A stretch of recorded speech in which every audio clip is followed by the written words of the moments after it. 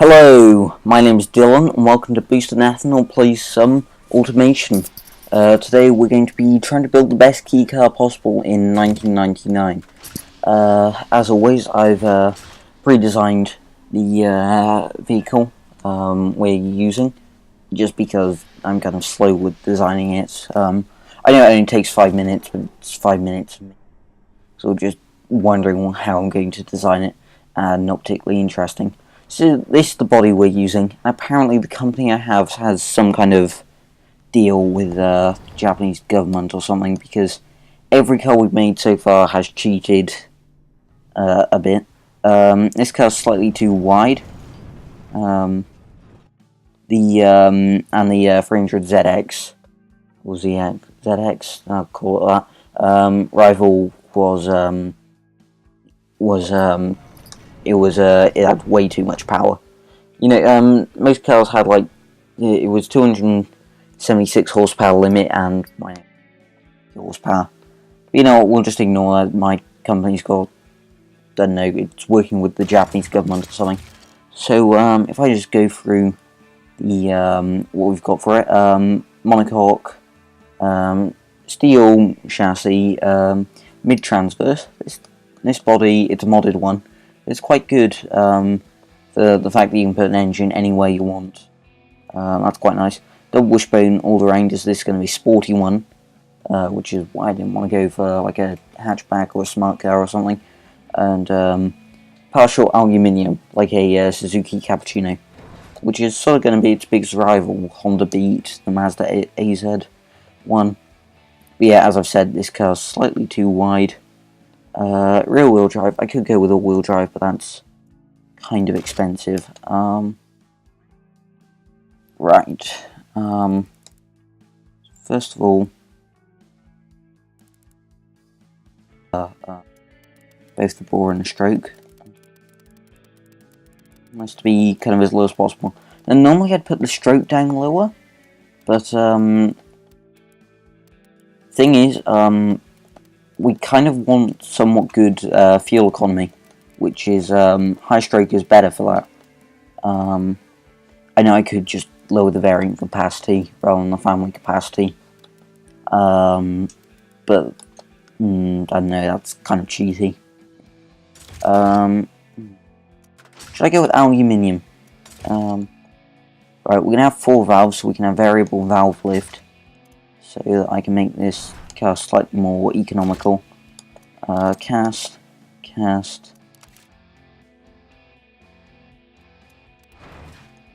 I mean, I can always lower the stroke or something if I need to. VVT. Try NA for now. I couldn't quite get 63 horsepower though. With it how it normally is. NA even. We'll go regular. As I still want to make this car somewhat affordable. There we go. This cast is exactly what we need actually. Okay. There we go. We can't have, so rules are, if I just get them up on my phone. Right, we're gonna have, no, there. Right, so the rules, new rules were in October the 1st, 1998. Can't be more than 3.4 meters long, 1.48 meters wide, which is what we fail on, and 2 meters high. Engine can't be bigger than 660 cc. Can't have any more than 63 horsepower, 64 PS, or 47 kilowatts. Can't seat more than 4 people, and maximum load capacity is 350 kilograms, which we shouldn't struggle on. Actually, too baffled. I mean, I'm kind of focusing on fuel economy, not like a massive focus towards it, but you know, I still want it to be somewhat economical. Some pistons,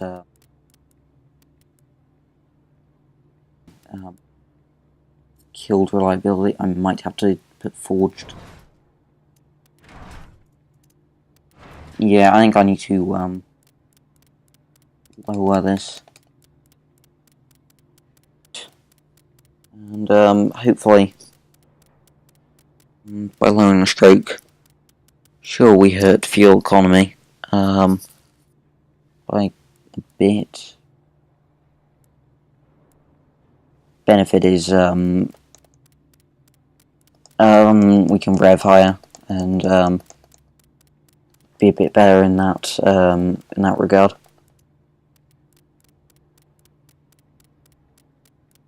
You know, we'll try and bring it back up a bit. Okay, so by doing that now, we fixed our major problem now of killing the reliability. So we can do that. Alright, okay, yeah, it shrunk because we've changed the boring stroke. I assume larger stroke means more airflow. Lower stroke, I guess higher bore. Don't know what I'm saying anymore even. Okay. Do we want to run it on premium? I mean, it's a sports car, so I think we could be allowed to. Right. It isn't often I say this, but we're making too much power.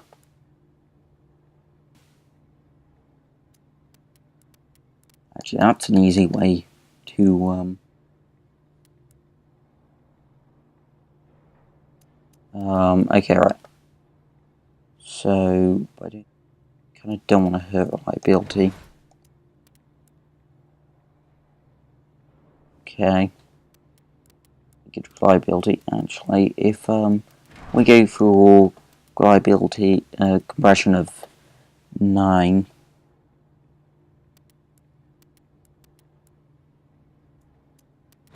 we can do that. And lower cam profile. Why the VVL profile.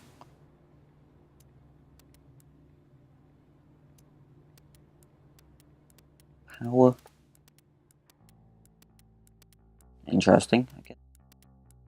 Fuel economy by yeah, I'm not complaining.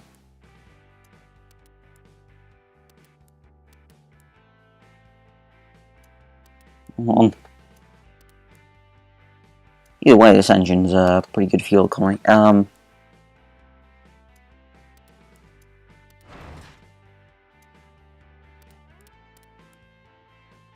Okay, right, so this is officially the highest revving engine I've made in this game. And there we go, if I do...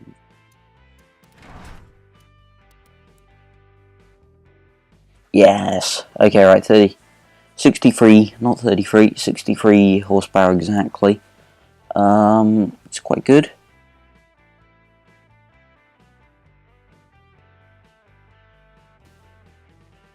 Tiny bit of valve float, but I mean, reliability's still fairly high. Yeah, should be alright. Okay. Manual. Single clutch. I think we only need a, yeah, I think we only need a 5-speed. And the top speed's ridiculously high because it's, tied to, how many revs, how much revs you have. We'll go with medium compound. Alloy.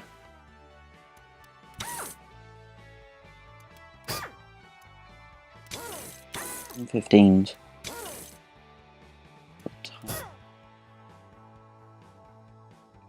There we go. And if it's too late and I'm being drained out, then guys.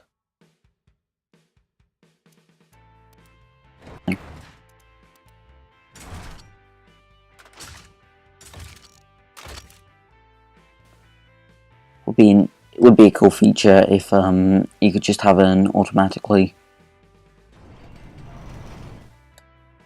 where it adjusts the fenders so that the front and rear match. Oh, wow, you can have massive rear tyres now. I don't think we're gonna have quite that big, but I'll quite happily have the flared arches. Why not? That's quite a lot of offset. Okay. Brakes. Vented. I think we are gonna have vented because they're pretty good for drivability. Fully clad. Active wing. Why not? And cooling flaps, just to see if we can get over 40 mpg. I know I'm sort of like going back on myself here. It's like no, I don't want it to be the ultimate, but at the same time I'm picking most of the best options and stuff. Yeah. Standard. Yeah, CD starts to become standard. Only assists because Japan. That's my reasoning last time. Sure. Sport, is that might be a bit too.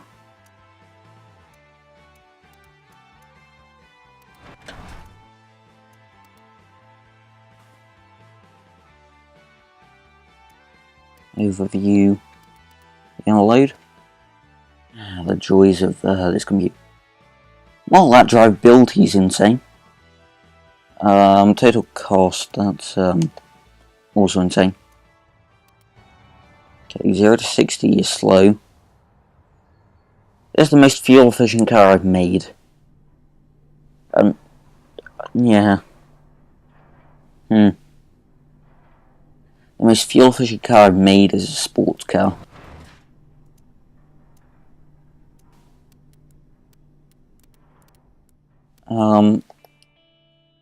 I mean, it should be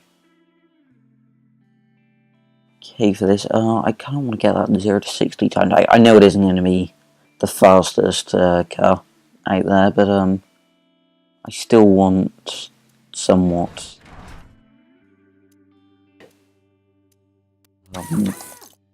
I still want it to be somewhat fast. Because at the moment, open by increasing the front tyres. Wow. Can we get drivability of over 60? If so, this is going to be the best vehicle I've ever made.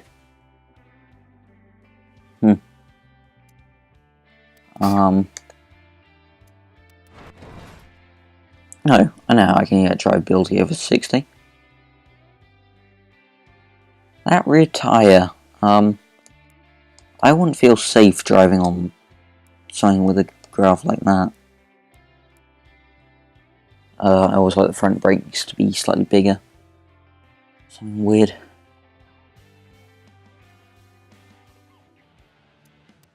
What do I do to the tyres?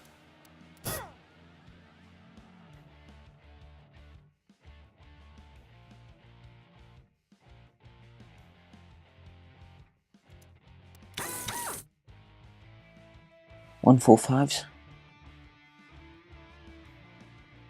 Let's see. Half of this is just me loading. If somebody wants to work out what the loading time is, there we go. 16. Yeah, if somebody wants to work out what total time of this loading is, knock yourself out. Okay. I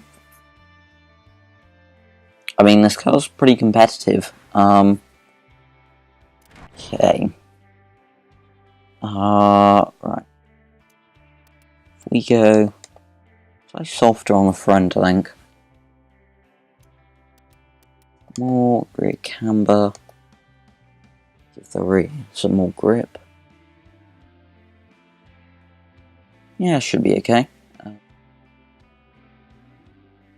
That did nothing but make it bottom out more. Yeah. Wow, this car's actually quite high. Okay. 60.8 drivability. I mean, it's a drivable car at least. That's good. It just doesn't get to 60 miles an hour. I'm actually surprised that putting more gears in makes it more drivable. Also, as long as fuel economy is over 45, I'll say it's okay. Alright, let's go back to standard. How long have I been recording for? Only 15 minutes. That's better than the last video. There we go. You know, probably go up in quality. Tiny bit there. Advanced safety's okay. What else?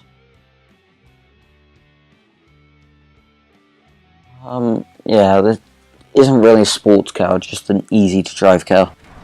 Which, I mean, it works here, because, I mean, here we can see it's incredibly competitive. Actually, if we just see the desirability. I always like seeing this when the computer in this, all the competitor cars are kind of broken at the moment. Yeah, when they update them, we're dead. Anybody playing this? Okay, so convertible sport we get annihilated in desirability wise. Here we destroy them.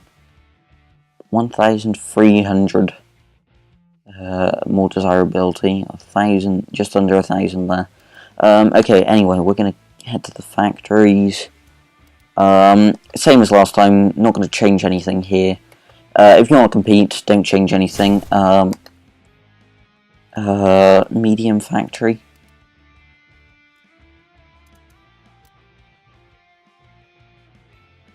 $38. Okay, right. So we need a bigger engine factory. You know, right. So have a medium, 2 mediums. I think that's just going to be a thing, unless there's like we're building some kind of crazy hypercar or something to compete with the Veyron. Yeah. Okay. So if you're competing, size-wise doesn't matter too much. If you're going to compete against this, just, you know, make sure it isn't like 10 times the size. Okay. The factory now kind of gets killed, but yeah, if you want to try and compare it there, then go ahead and do so. To compete in the same categories. But yeah, what was I saying? Who knows? Again, 20% extra. I have no doubt that people are going to make a better car than me. If I'm honest, this car isn't particularly good. It's, you know what? It's kind of okay. What are we going to call this?